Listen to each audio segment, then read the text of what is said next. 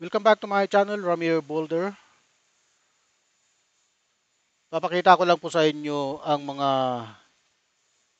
kasinungalingan po nitong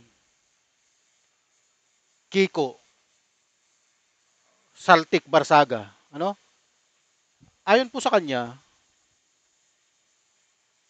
ah ito po. Citizens, President Marcos plans to arrest all of his political opponents. Si President Marcos daw po ay may planong ipaaresto ang lahat ng kanyang political opponent.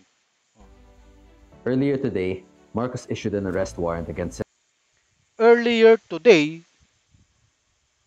Marcos issued warrant of arrest against Senator De La Rosa. Dito pa lang mali na eh. Ano naman ang karapatan ni President Bongbong Marcos na mag-issue ng warrant of arrest? Korte ba siya? Ito pala eh, malalaman mo talagang tanga itong Barsaga na to eh. Ang nag-i-issue ng warrant of arrest ay korte.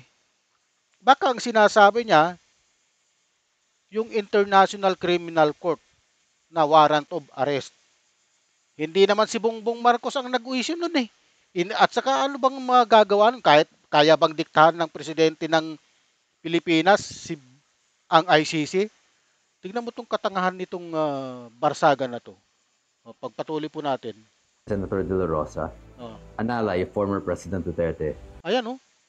Ang which linaw-linaw. President Marcos is also arrested. But it will not stop there.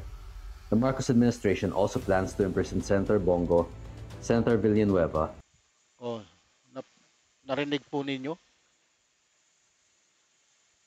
Ito ay napakalaking kasinungalingan, ano? Ang sabi niya rito, ah, and Senator Marcoleta. oh, Marcos has followed in the footsteps of his late father, Marcos Sr., and the malaking kasinungalingan talaga ito eh. Oh. Nagkakalat siya ng arrest warrant versus Senador Bato de la Rosa inilabas ng ICC. Oh. Pero para sa kanya, ang nag-issue daw ng warrant of arrest ay si Bongbong Marcos. Ulitin po natin ha. My fellow citizens, President Marcos plans to arrest all of his political opponents. Plan to arrest all these political opponent. Plan to arrest? Tanga talaga itong Barsaga. Earlier today, Marcos issued an arrest warrant. Ayan, ang linaw-linaw. Earlier today, Marcos issued an arrest warrant. Paano makakapag-issue ng arrest warrant si Bongbong Marcos? Hindi naman siya po ay presidente. Bawal po yun eh. Hindi po siya nag-i-issue ng warrant of arrest ang isang presidente ni magpa-aresto, mag-utos na arestuhin. Hindi po mandato ng presidente mag-utos na arestuhin ng kahit na sino. Wala po sa konstitusyon yan. Iwan ko kung saan ang utak nitong Barsaga na to. Ha? Yeah. Against Senator De La Rosa. Oh. Arrest warrant versus Senador Bato de la Rosa. Inilabas. Si ICC ang naglabas ng warrant of arrest. Napabalita po yan. Ha? Na kinumpirma ng ating ombudsman Boying Rimulya na naglabas na po ang ICC. Kaya lang hindi pa lang po dumarating dito. Hindi pa ang alam ko magdadala niyan Interpol ano? An ally of former President Duterte, which President Marcos has also arrested. Oh? Hindi naman si President Marcos ang nag-aresto eh. Kaya nagpa-aresto eh. International Criminal Court po ang may dala-dala ang nagpadala ng arrest warrant, pinadala sa International Police. Palibhasa tayo ay member ng Interpol, Kaya mga kapulisan ng Pilipinas sa pangunguna po ni General Torre at hindi po utos ni President Bongbong Marcos yan na arestuhin ito. Utos po yan ng ICC kasi mayroon po siyang kaso ng crimes against humanity. Tanga talaga itong Barsaga na to. Saan ba, bakit ba ibinuto ito ng taga Cavite, no? Hindi ko alam kung anong klaseng utak mayroon to. Katangahan talaga. Oh. Also arrested. But it will not stop there. But it will not stop there. The Marcos administration also plans to imprison. Ipakulong daw. The Marcos administration also plans to imprison Senator Bongo, Oh, Senador Bongo, Senator Villanueva, Senador and Senator Villanueva. Marcoleta. Oh. Anong dahilan na para ipapakulong sila? Wala naman silang kaso. Ha? Kung mayroon mang kaso, itong si Villanueva, ito po yung sinangkot ni Henry Alcantara sa flood control scam, flood control anomaly. At saka, hindi po trabaho ng presidente na gumawa ng warrant of arrest. Ang korte po ang gumagawa ng warrant of arrest. Ha? Ipapasa sa pulis at ang pulis ang mag-aaresto. Marcos has followed in the footsteps of his late father, Oh. Marcos Sr., and has started to arrest and kill any politicians who oppose his corrupt government. Ito talaga ang pinakamalaking katangahan. Ewan ko, bakit ibinuto ito ng mga Kabitenyo eh. Ito pa lang eh, lahat na yung pinagsasabi nito mali eh. Ang isang presidente po ay walang karapatang mag-issue ng warrant of arrest. Tanging korte lang po ang nakakagawa nun. Korte, hindi naman korte yan ng Malacanang. Korte ba yung Malacanang? Kasi kahit na saan mo dalhing anggulo, mali eh. Ang sinasabi nitong Barsaga na to. Ang naglabas po ng arrest warrant, ICC. Kaya po na-aresto si dating Pangulong Rodrigo Duterte. Ngayon po, sa kasong crimes against humanity, kasama po dyan sila Bato. Kasama si Bongo na sa demanda po ni Trillanes. At hindi po ang presidente ng Pilipinas na si Bongbong Marcos ang nagdemanda. Si Trillanes po ang nagdemanda noong 2017 pa. Ewan ko kung anong klaseng katangahan mayroon itong si Barsaga na to. Nako po.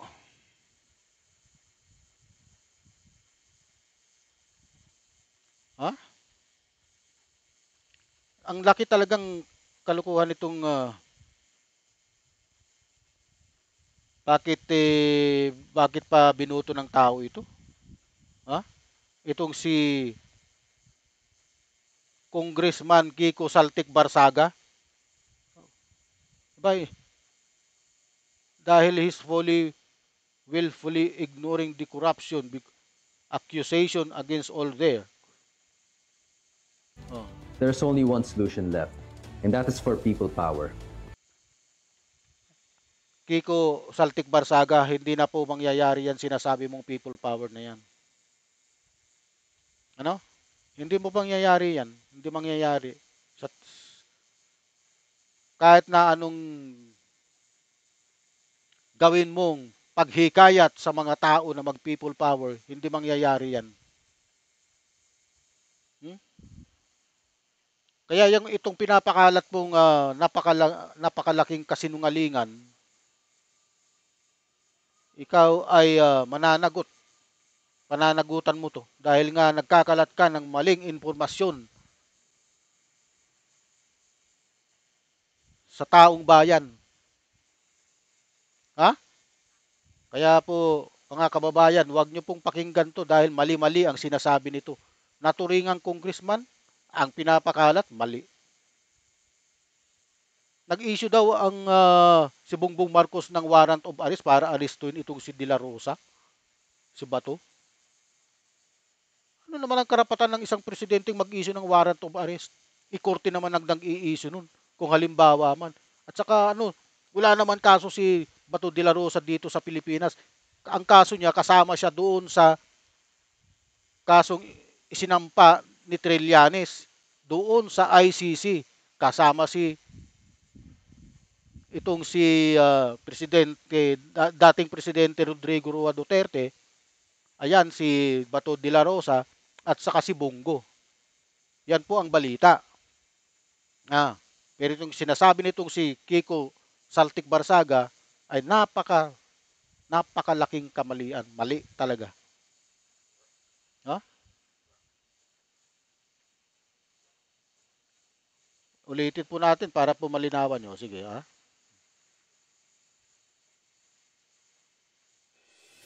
My fellow citizens, President Marcos plans to arrest all of his political opponents. Plans to arrest all these political opponents. Plan? May plano arestuhin? Excuse me. Earlier today, Marcos issued an arrest warrant against Senator De La Ito, Rosa, an ally. ang linaw-linaw dito, arrest warrant versus Senator Bato de la Rosa inilabas ng ICC. Pero para sa kanya, si Marcos daw ang naglabas ng warrant of arrest. At may planong arestuhin din yung mga sila Bongo, sila Joel Villanueva, at saka si Senador Marcoleta.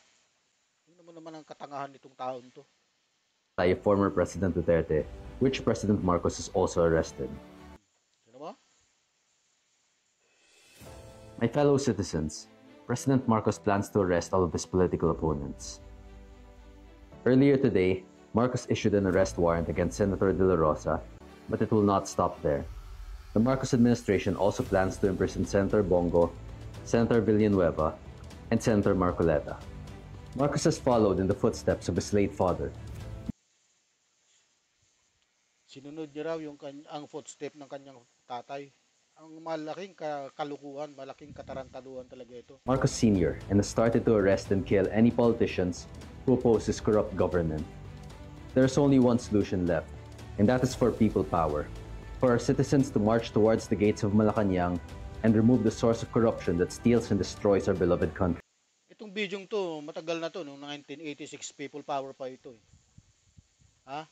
Ikaw, Kiko Barsaga Saltik. Pinapakita mo rito, yung, kung saan mo man kinuha itong footage na to, ano? Ang sinasabi ko sa iyo, tumahimik ka dahil mali-mali ang pinagsasabi mo. Hindi po totoo yung sinasabi mo.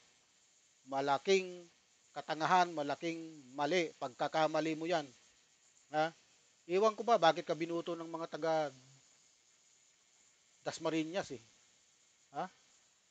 Malaki rin ang pagkakamali nila dahil ibinuto ka nila eh. Sa kabila ng inyong katangahan, binuto ka pa nila. Nako. Tumigil ka, Barsaga, Saltik. Ano? Marami kang mga sinasabing hindi totoo. Dapat sa'yo magretiro ka na. Mag-resign ka na dyan sa Congress. Ba't ang tagal pa aksyonan yung ethics complaint mo? Ha? Hindi ka nararapat dyan dahil ikaw tanga.